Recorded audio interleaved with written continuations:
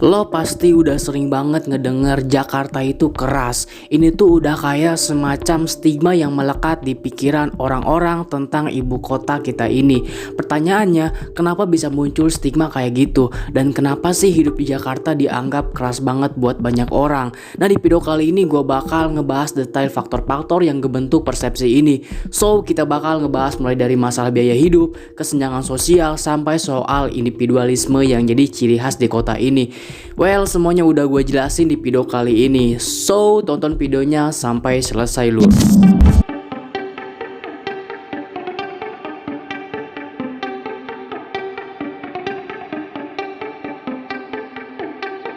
Pertama kita mulai dari biaya hidup. Jadi ini tuh adalah faktor yang paling gampang lu rasain kalau tinggal di Jakarta. Kenapa? Karena lu nggak bisa ngindarin ini. Mulai dari makan sehari-hari, sewa tempat tinggal, transportasi, semuanya tuh mahal. Kalau kita ngomongin biaya hidup, Jakarta itu udah setara sama beberapa kota besar di Asia kayak Bangkok atau Kuala Lumpur. Menurut Numbeo, biaya hidup di Jakarta itu terus naik dari tahun ke tahun. Dan ini nggak cuma dialami sama orang-orang yang tinggal di tengah kota aja, tapi juga yang di pinggiran kota. Nah, lu pasti sudah pernah denger kan kalau gaji di Jakarta itu lebih tinggi dibanding kota-kota lain di Indonesia. Nah, UMR Jakarta sekarang tuh udah ada di kisaran 4,9 juta. Tapi apakah ini cukup buat hidup nyaman di Jakarta? Belum tentu. Lu mungkin mikir kalau gaji segitu bisa nutup semua pengeluaran. Tapi kenyataannya banyak orang yang struggling buat bertahan hidup di sini. Sebut aja harga sewa tempat tinggal yang udah naik gila-gilaan. Nih, buat lu yang mau tinggal di pusat kota, harga sewa saja bisa bikin lu mikir dua kali. Kos sederhana di daerah seperti Kuningan atau Setiabudi bisa mencapai 2-3 juta per bulannya. Kalau lu mau yang lebih mewah lagi, bisa sampai 5-7 juta per bulan. Ini belum termasuk listrik, air, dan internet. Belum lagi soal makan. Kalau lu mau makan di warteg, mungkin masih aman lah, kisaran 20-30 ribu per hari. Tapi kalau lu makan di restoran, harga makanannya tuh bisa 2 kali lipat lebih mahal dari daerah lain. Bahkan harga kopi di kafe-kafe kecil pun udah nyentuh angka 50 ribu ke atas. Dan yang paling berat mungkin adalah harga properti. Lu bayangin, buat beli rumah di Jakarta, terutama di pusat kota, lu butuh miliaran. Nggak heran banyak orang yang akhirnya lebih milih buat tinggal di daerah pinggiran kayak Bekasi, Depok, atau enggak Tangerang, dan ngabisin banyak waktu di jalan buat komut ke pusat kota. Ini semua bikin banyak orang ngerasa kalau mereka udah kerja keras tapi efisiensinya nggak bisa maksimal. Ya, pendapatan lu mungkin naik tapi pengeluaran lu juga ikut naik. Dan itu bikin tekanan hidup di Jakarta lebih terasa besar dibanding kota lain. Nah, yang kedua kita bahas soal persaingan kerja. Jakarta itu ibaratnya the land of opportunity. Banyak orang dari berbagai daerah datang ke sini dengan harapan bisa dapat kerjaan yang lebih baik, gaji yang lebih tinggi, dan kehidupan yang lebih sejahtera. Tapi kenyataannya persaingan kerja di Jakarta itu luar biasa ketat. Menurut data BPS, jumlah pengangguran di Jakarta emang relatif lebih rendah dibanding daerah lain. Tapi jangan salah, mencari kerja di Jakarta itu enggak segampang itu. Salah satu faktornya tuh adalah Jakarta itu tempat berkumpulnya perusahaan-perusahaan besar, baik lokal maupun multinasional. Nah, ini bikin banyak orang tertarik buat kerja di sini. Dan bukan cuma orang lokal, tapi juga tenaga kerja asing yang punya keahlian khusus. Nih, kalau lu seorang fresh graduate, lu harus siap-siap bersaing sama orang-orang yang udah punya pengalaman kerja bertahun-tahun di industri yang lu masukin. Bahkan di sektor informal pun persaingannya tuh enggak kalah ketat. Contoh deh, lu coba ngelamar jadi driver ojek online. Nah, jumlah driver ojek di Jakarta itu udah memeludak banget. Akibatnya pendapatan mereka pun enggak seimbang sama waktu dan tenaga yang udah dikeluarin. Itu tuh bukan soal cuma kualifikasi, tapi juga soal networking. Banyak lowongan kerja yang sebenarnya sudah dikunci buat orang-orang tertentu, terutama kalau lu tuh nggak punya koneksi. Banyak cerita tentang orang-orang yang sudah ngirimin ratusan lamaran tapi nggak dapat panggilan kerja sama sekali. Nah, disinilah tekanan itu mulai terasa. Orang datang dengan ekspektasi tinggi, tapi nggak semua orang berhasil memenuhi harapan itu. Nah, Jakarta nggak akan lengkap tanpa ngomongin macet. Ini tuh sudah jadi masalah klasik yang nggak ada habisnya. Menurut data dari TomTom Traffic Index, Jakarta pernah masuk sebagai salah satu kota dengan tingkat kemacetan tertinggi di dunia. Dan lu pasti tahu gimana rasanya terjebak macet. Nah, di jalan Jakarta kan itu bikin stres banget ya. Lu bayangin, lu tuh kerja di pusat kota tapi tinggal di Bekasi atau Depok atau enggak Tangerang. Nah, tiap hari lu harus ngabisin 2 sampai 4 jam buat bolak-balik kerja doang. Itu baru ngomongin macet di jalan. Kalau lu naik kendaraan pribadi, bahan bakar yang lu habisin itu udah pasti banyak banget. Belum lagi resiko kecelakaan yang lebih tinggi karena padatnya kendaraan di jalan. Nah, buat transportasi publik emang udah ada perbaikan sejak adanya MRT, LRT dan Transjakarta, tapi ini masih belum cukup buat ngurangin kemacetan. Secara signifikan, banyak orang yang lebih milih pakai motor atau enggak mobil pribadi karena lebih praktis buat lo yang naik kereta. Komputer lain jam, sibuk itu udah kayak mimpi buruk. Lu harus berdesakan sama ratusan orang berdiri di dalam kereta yang penuh, sesak, dan kadang lu bahkan nggak bisa bergerak.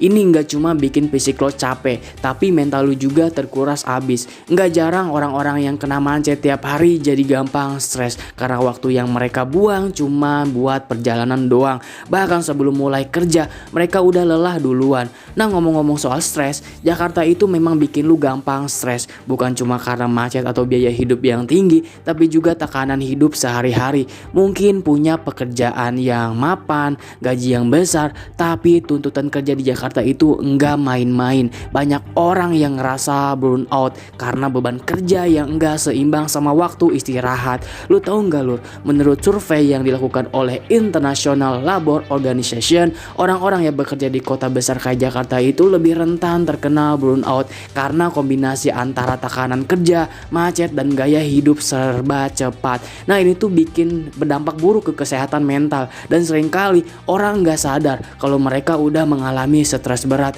Ditambah lagi, di Jakarta lu nggak cuma harus kerja keras, tapi lu juga harus siap buat kompetisi yang nggak ada habisnya. Jadi lu harus ngejar target dan berusaha buat stand out di tengah persaingan yang ketat. Dan ini bisa bikin lu jadi kelelahan mental. Nah, akhirnya banyak orang yang kehilangan balance antara kerjaan dan kehidupan pribadi. Di sini waktu luang lu jadi barang langka karena lu selalu sibuk ngejar deadline atau nyelesain tugas-tugas kantor ini. Yang menurut gua salah satu faktor paling penting yang bikin Jakarta terasa keras buat banyak orang yaitu kesenjangan sosial. Lu pasti pernah ngelihat pemandangan yang kontras banget di Jakarta. Di satu sisi lu bisa lihat gedung-gedung pencakar langit di Sudirman atau enggak Tamrin, tempat orang-orang berkantor di perusahaan multinasional dengan gaji yang tinggi. Tapi di sisi lain, nggak jauh dari sana, lu juga bisa lihat pemukiman kumuh orang-orang yang tinggal di rumah-rumah semi permanen di pinggiran kereta atau kolong jembatan. Nah, kesenjangan sosial ini nggak cuma soal perbedaan tempat tinggal, ini juga tercermin dari gaya hidup yang dijalani masyarakat Jakarta. Nah, orang-orang kelas menengah ke atas bisa menikmati fasilitas mewah dari mal-mal besar, restoran mahal, hingga sekolah-sekolah internasional buat anak-anak mereka. Sementara di sisi lain, orang-orang yang hidup di kelas menengah ke bawah atau bahkan bawah banget, mereka tuh harus berjuang setiap hari buat sekedar memenuhi kebutuhan dasarnya. Nah, menurut data BPS, tingkat ketimpangan ekonomi di Jakarta termasuk yang tertinggi di Indonesia Lur. Dilihat dari Gini rasio, yang artinya jurang antara yang kaya dan yang miskin di Jakarta itu lebar banget. Ini bikin Jakarta terasa lebih keras buat orang-orang yang ada di level menengah ke bawah karena mereka selalu ngelihat realita yang berbeda jauh di depan mata mereka. Jadi setiap hari bayangin aja, lu kerja keras tapi setiap hari lu harus ngelihat orang-orang yang hidup jauh lebih mewah daripada lu. Nah, ini bikin banyak orang jadi frustasi atau malah minder karena merasa tertinggal. Dan ini bukan cuma soal uang, kesenjangan sosial di Jakarta itu juga berdampak ke akses terhadap fasilitas publik. Misalnya nih, orang-orang di kawasan elit itu punya akses yang lebih gampang ke fasilitas kesehatan yang berkualitas, pendidikan yang bagus, dan juga transportasi yang lebih baik. Sementara di daerah-daerah kumuh, fasilitas-fasilitas kayak gitu seringkali minim banget. Lu mungkin pernah dengar cerita tentang orang sakit di pinggiran Jakarta yang susah banget dapat pertolongan medis karena jaraknya jauh dari rumah sakit besar.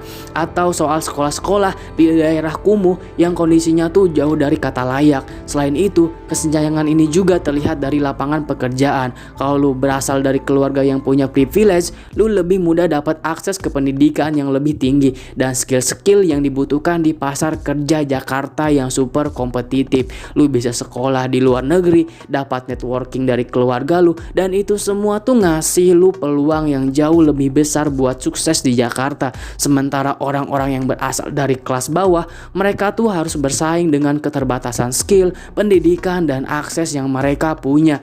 Nah, nggak heran kalau akhirnya banyak yang terjebak di pekerjaan dengan gaji minim dan sulit buat naik kelas. Ini tuh udah gue bahas di video sebelumnya. Silahkan kalau lu pengen tahu, udah gue cantumin di pojok kanan atas dan di deskripsi link videonya. Nah, kita lanjut.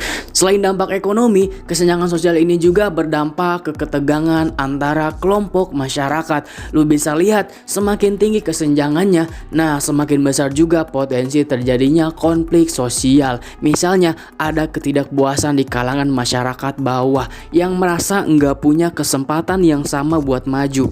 Nah, ini tuh bikin Jakarta kadang terasa panas, bukan cuma karena cuacanya, tapi karena ketegangan antara kelompok masyarakat yang bisa kapan aja meledak. Di Jakarta, lu juga akan ngerasain yang namanya budaya individualisme. Berbeda sama kota-kota kecil atau pedesaan di Indonesia yang masih kental dengan rasa kebersamaan dan gotong royong, di Jakarta semua orang sibuk sama urusannya masing-masing. Lu jarang banget nemuin tetangga yang saling kenal satu sama lain, apalagi saling bantu. Kenapa bisa gitu? Salah satu alasannya adalah karena ritme hidup di Jakarta itu sangat cepat. Kayak gue ngomong gini, semua orang punya target dan deadline yang harus dikejar. Orang-orang di sini nggak punya banyak waktu buat bersosialisasi. Lu bangun pagi, pergi kerja, pulang malam, terus malamnya ngerjain tugas dan besoknya ngulang rutinitas yang sama.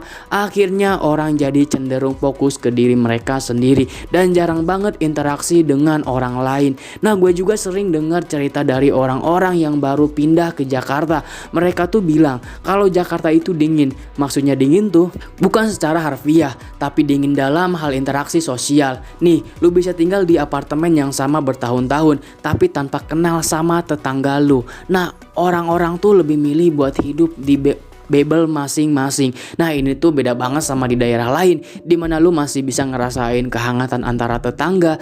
Nah, budaya individualisme ini juga bikin orang di Jakarta cenderung lebih kompetitif, karena setiap orang sibuk ngejar mimpinya masing-masing. Nggak jarang orang jadi cuek sama orang lain dalam dunia kerja. Misalnya lu harus siap-siap ketemu sama rekan kerja yang lebih mementingkan kepentingan pribadi ketimbang kepentingan tim. Karena budaya kompetisi ini nggak cuma orang yang akhirnya ngerasa kesepian di tengah hidup pikuknya kota Jakarta. Jadi lu bisa ngelihat orang-orang sibuk di kafe atau bahkan di taman kota, tapi jarang banget ada interaksi.